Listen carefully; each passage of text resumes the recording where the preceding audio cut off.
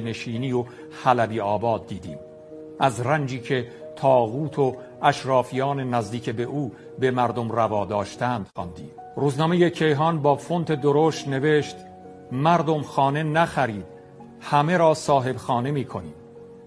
حالا 40 و چند سال از انقلاب و 30 و چند سال از اتمام جنگ با عراق می گذرد. شانس خانه‌دار شدن فرودستان ابد و 1 روز طول خواهد کشید.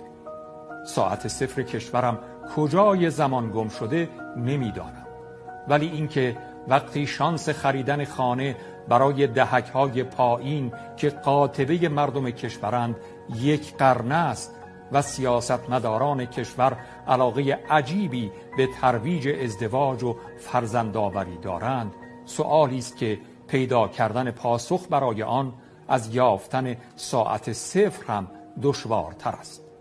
به هر حال ما می توانستیم هاب انرژی منطقه باشیم. می توانستیم با صادرات گاز به اروپا و هند و پاکستان به یکی از مهمترین کشورهای دنیا بدل شویم.